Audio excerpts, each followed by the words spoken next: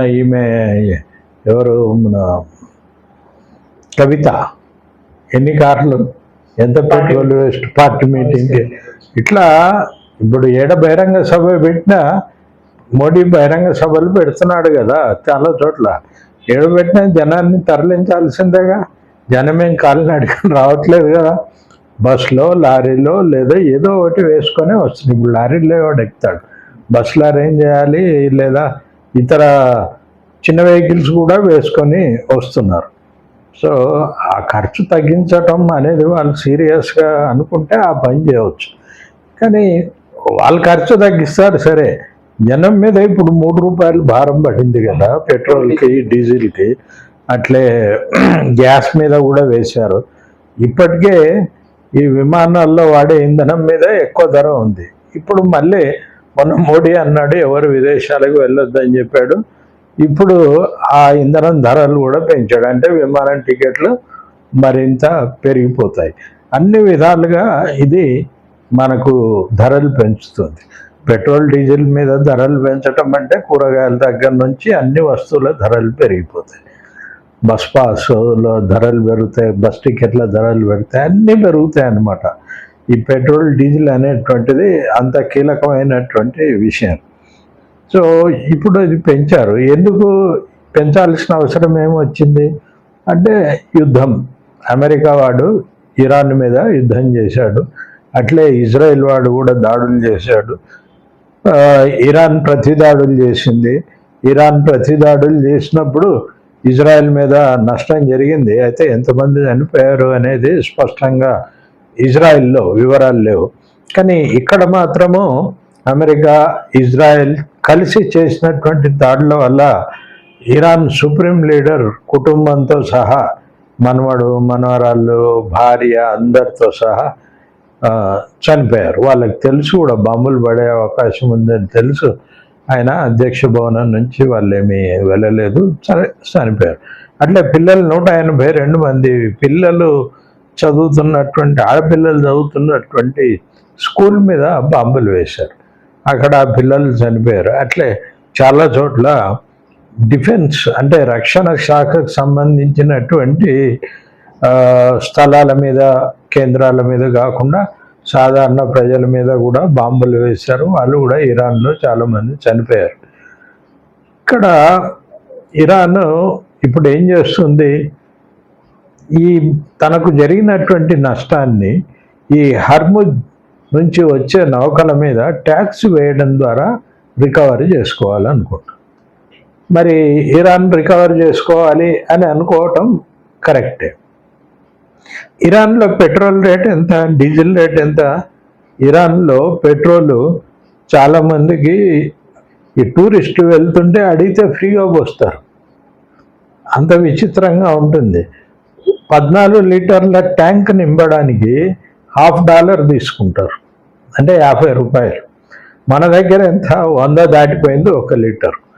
ఇరాన్లో పెట్రోల్ ధర, ఆ ఇరాన్ మనకి పెట్రోల్ అమ్ముతానంటుంది. ఎట్లా అమ్ముతానంటుంది, నువ్వు రూపాయిలో పెట్రోల్ కొను, నాకేం డాలర్లు ఇవ్వని అక్కర్లేదు, నువ్వు రూపాయిలో పెట్రోల్ కొను, నీకు నేను నీ రూపాయిని నేను గౌరవిస్తాను, హానర్ చేస్తాను, కనుక నీవు రూపాయల్లో కొనమంటుంది. ఇప్పుడు మనం డాలర్లో కొంటే డాలర్ విలువ పెరుగుతుంది మన ఇండియన్ రూపీతో.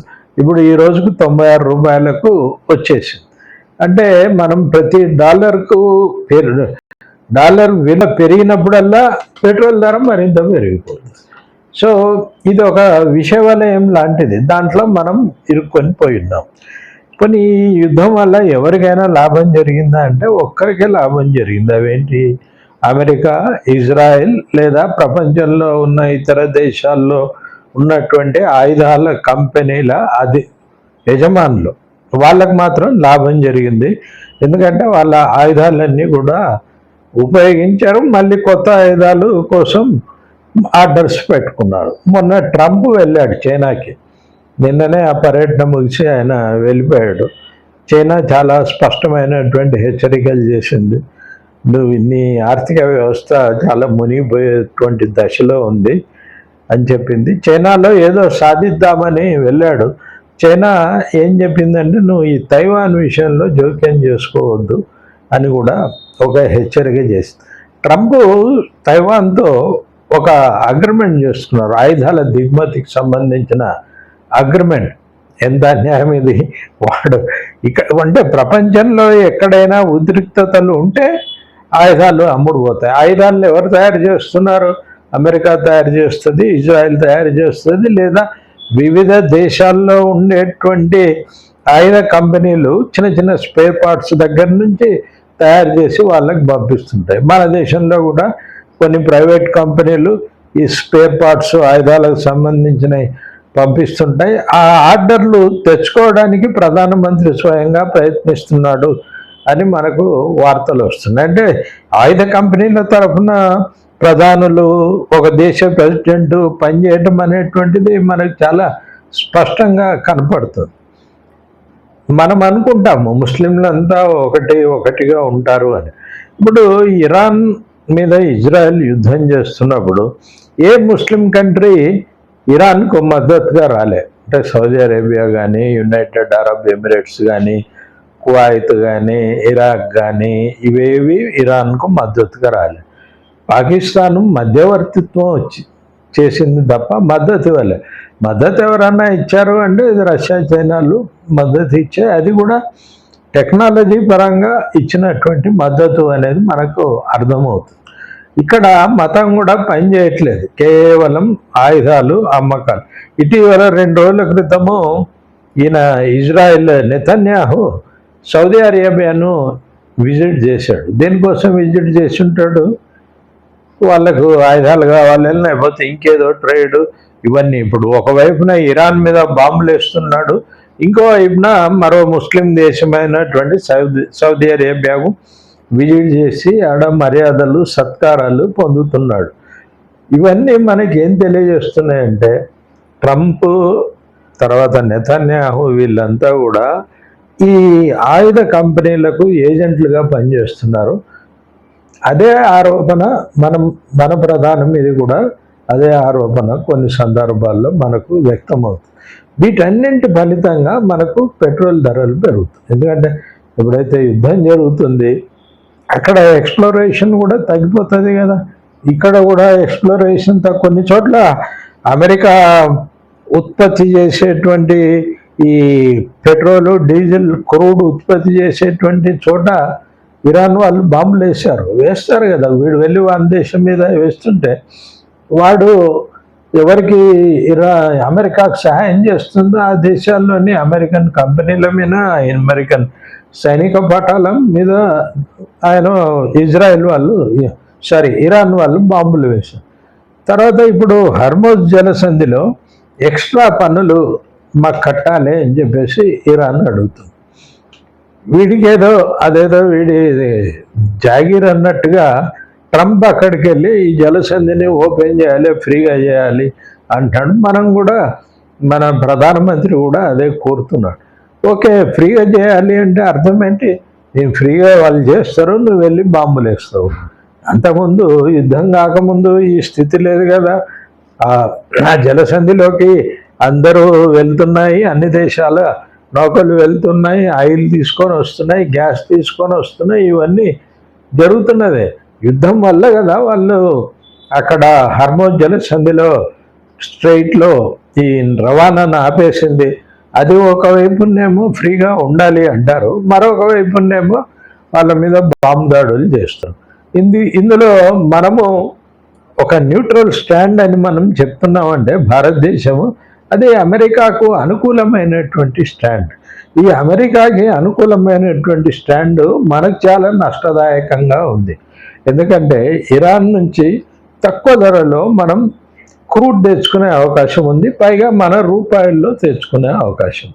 దాన్ని వదిలేసి మనం అమెరికా చెప్పినట్లు వినటం వల్ల ఈరోజు మన దేశంలో ఉండేటువంటి కామన్ ప్రజలు, సామాన్య ప్రజలు ఇన్ని బాధలు పడాల్సి వస్తుంది. ఇప్పుడు ఈ ధరలు పెరిగినాయి, దీని ఎఫెక్ట్ అన్ని రంగాల్లో ఉంటుంది, ఒక చోట కాదు అన్ని రంగాల్లో ఉంటుంది. తర్వాత మరొక వైపున వాల్యూ కూడా, రూపాయి వాల్యూ కూడా పడిపోతుంది. రూపాయి వాల్యూ పడిపోతే నాకేమిటి నష్టమని మనం అనుకోనక్కర్లే. మనం దిగుమతి చేసుకునేటువంటి ప్రతి వస్తువు యొక్క విలువ పెరిగిపోతుంటుంది. అట్లా మన దగ్గర ఉన్న విదేశీ మారక ద్రవ్యం నిధులు కానీ, లేదా మనం ఆ విదేశీ మారక ద్రవ్యం కోసం చేయాల్సినటువంటి ఖర్చు కానీ ఇదంతా కూడా పెరిగిపోతుంటుంది.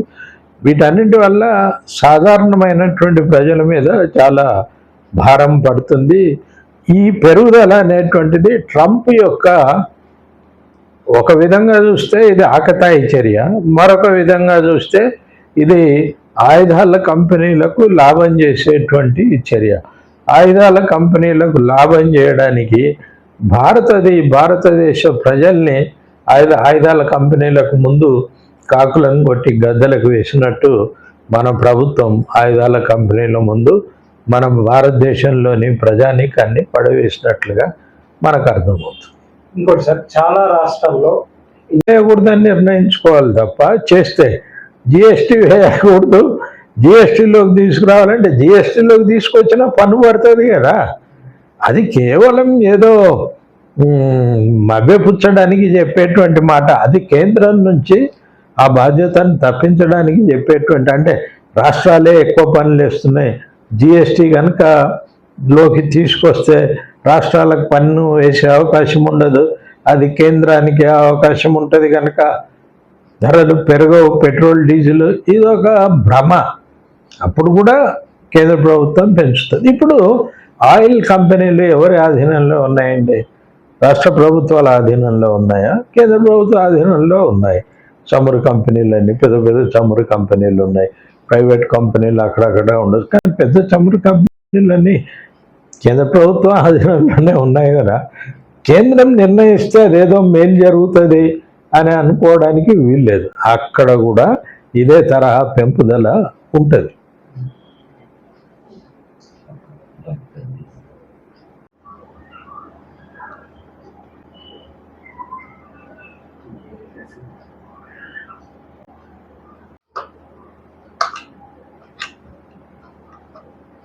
డీజిల్కి అట్లే గ్యాస్ మీద కూడా వేశారు.